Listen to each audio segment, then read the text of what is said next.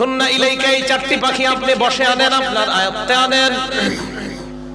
আয়ত্তে আনার পর সুম্মা জাআলা আলা কুল্লি জাবালিম মিনহুন্না জুজআ, চারটা পাখিকে আপনি চূর্ণ বিচূর্ণ করে টুকরা টুকরা করে ফেলবেন। টুকরা টুকরা করার পর এই পাখিগুলা টুকরা টুকরা বিভিন্ন পাহাড়ের মধ্যে আপনি ছিটায় দিবেন। কোন পাখির টুকরাটা কোন পাহাড়ের মধ্যে আছে এটা আপনার জানা নাই। এবার আপনি তাদের নাম ধরে আপনি ডাকবেন। আল্লাহ তাআলা বলেন আমার হুকুমে যেই যেই পাখির টুকরাগুলা যেই পাহাড়ের মধ্যে আছে ওই টুকরাগুলা আমি আল্লাহ প্রত্যেক পাহাড় থেকে আলাদা আলাদা করে একত্রিত করে অবিকল ওই পাখির মধ্যে প্রাণ সঞ্চার করে দিব। পাখি আপনার সামনে উঠতে উঠতে উপস্থিত হয়ে যাবে। তো আল্লাহ বলেন ফাসুরহুন্না ইলাইকা, এটা আপনি বসে আনেন, আয়াতটা আনেন। সুম্মা জাআল আলা কুল্লি জাবালিম মিনহুন্না জুজআ, এগুলারে টুকরা টুকরা করে আপনি পুরা সব একসাথে করে ফেলবেন। এখন বলেন তো চার পাখি একসাথে টুকরা টুকরা করলে কোন পাখির টুকরা কোথায় আছে এটা কি বলা যাবে? ইব্রাহিম নবীকে বললেন আলাদা আলাদা পাহাড়ের মধ্যে রেখে দেন। রাখার পর এবার আপনি ডাক দিবেন। ডাক দেওয়ার পর দেখবেন ওই আলাদা টুকরাগুলা একত্রিত হয়ে যেই যেই পাখির টুকরা আমি আল্লাহর হুকুমে ওই পাখির শরীরে যাবে, আমি প্রাণ সঞ্চার করে দিব। পাখি আপনার সামনে উঠতে উঠতে উপস্থিত হয়ে যাবে। শেষে আল্লাহ বলেন ওয়ালাম, জেনে রাখেন আল্লাহ আজিজুল হাকিম, আল্লাহ মহাপরাক্রমশালী, আল্লাহ মহাপ্রজ্ঞাময়।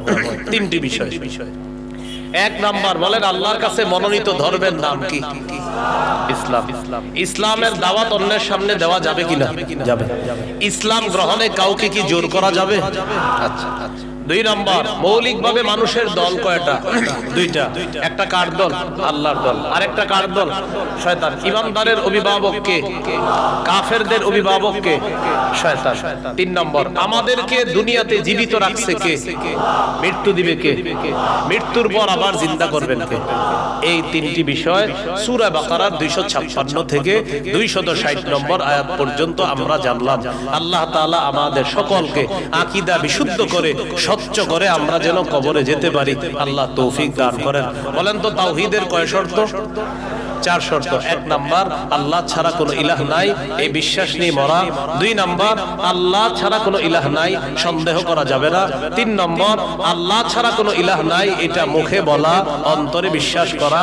চার নাম্বার, আল্লাহ ছাড়া কোনো ইলাহ নাই, এই কথা তখন প্রমাণ হবে যদি আমি সবচেয়ে বেশি আল্লাহকে ভালোবাসি। বলেন তো কয় জিনিসকে সাধারণত বেশি ভালোবাসি আমরা?